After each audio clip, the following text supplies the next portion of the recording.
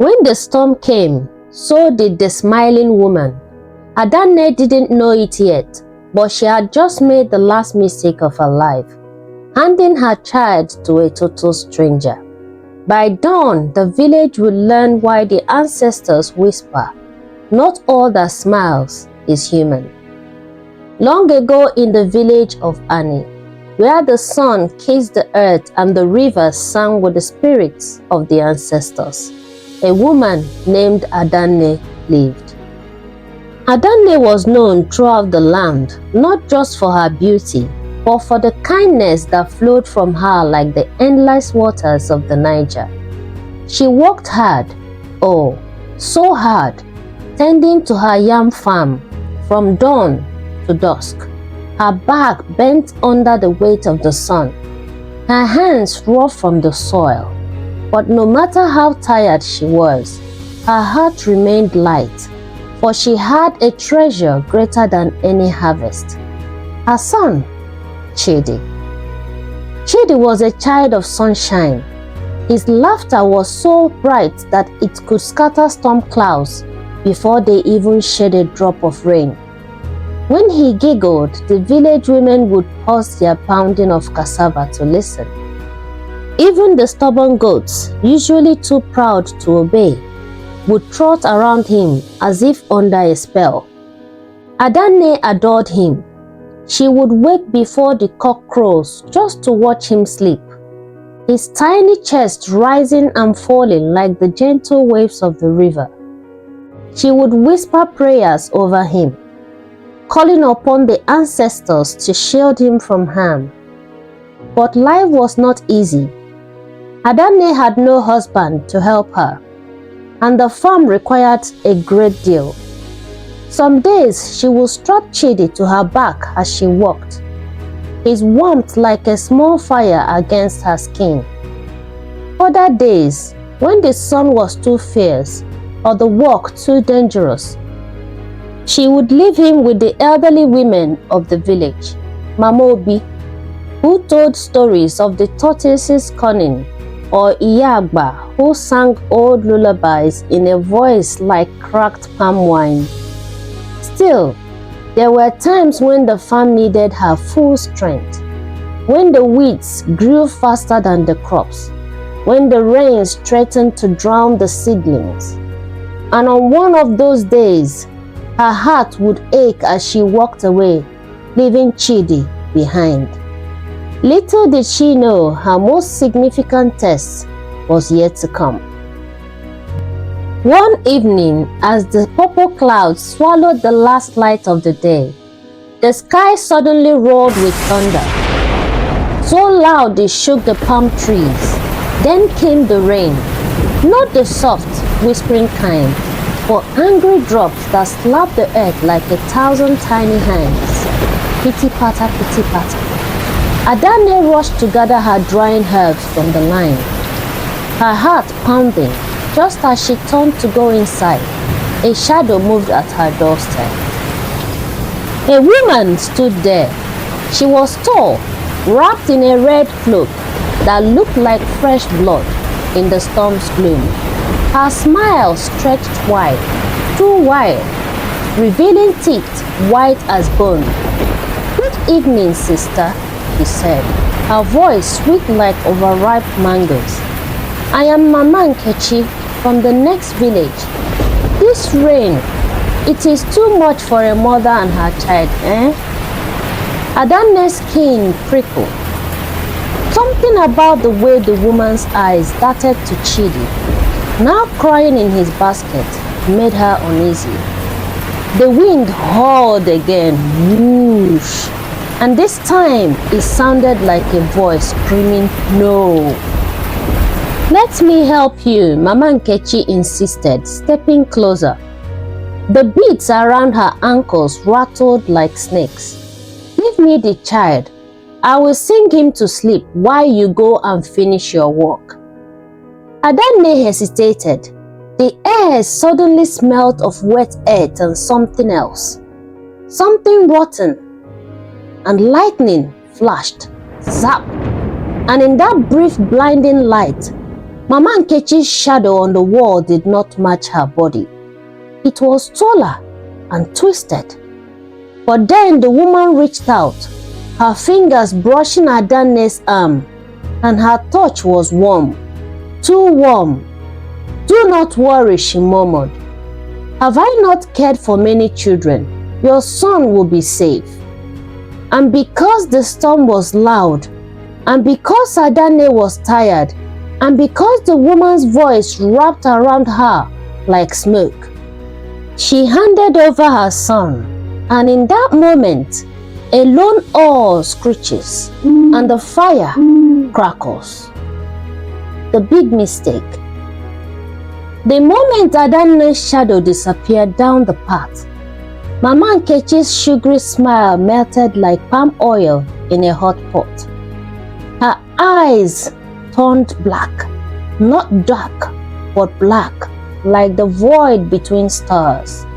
The air around her grew thick, humid with a sound almost like laughter, but not from her lips, but from something else.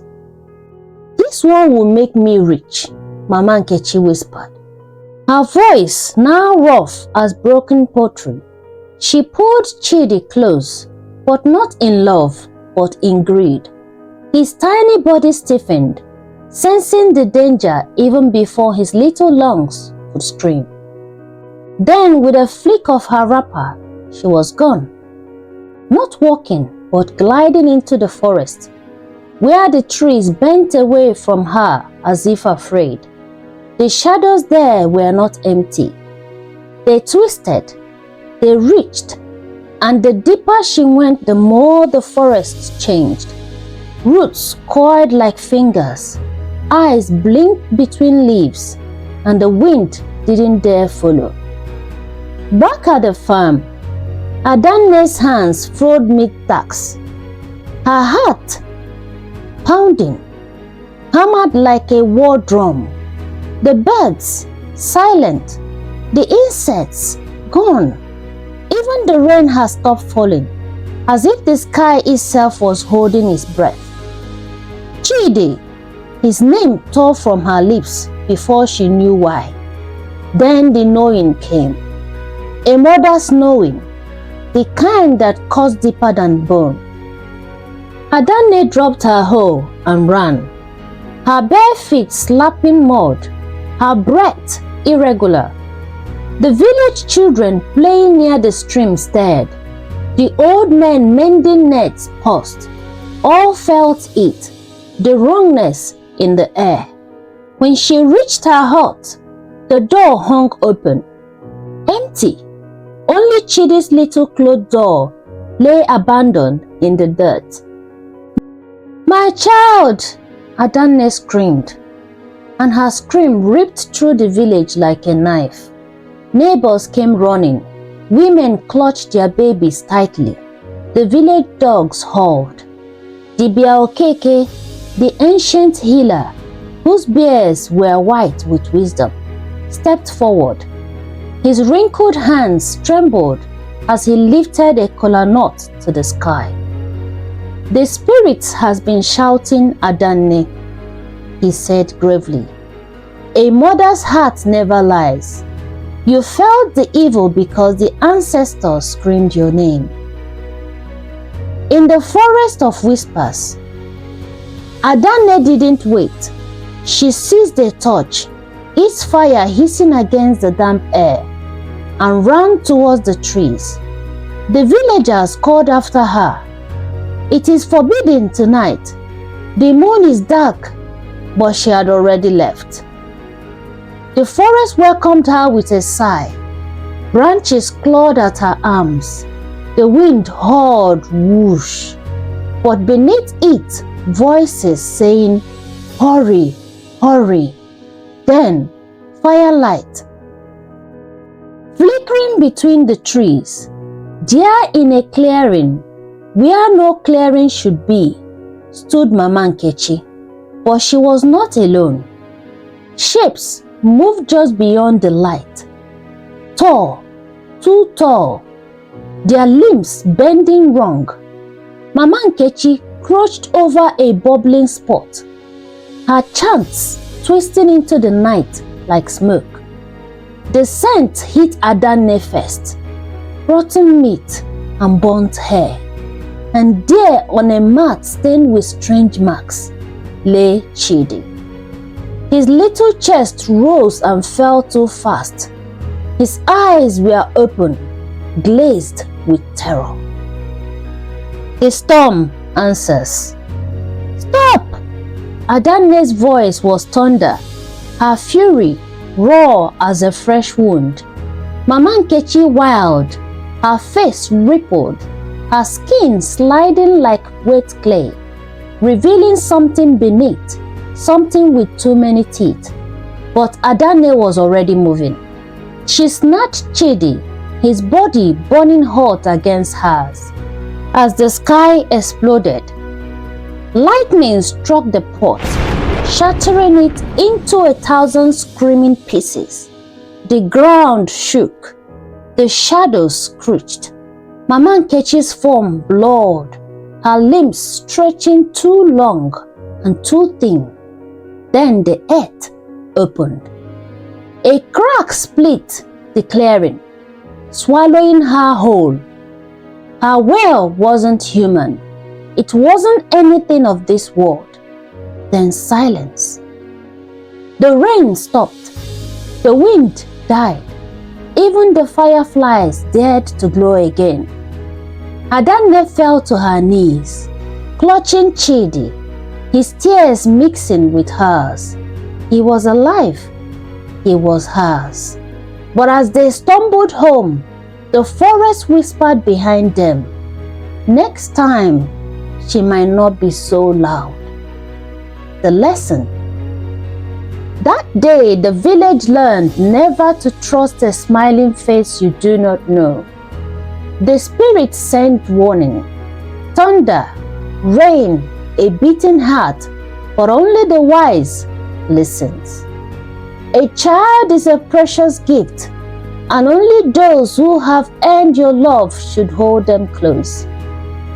The moral of the story: evil often wears the face of kindness. A mother's instincts is the voice of the ancestors. Listen or pay the price. Never give your child to hands you do not know, for some debts are paid in blood.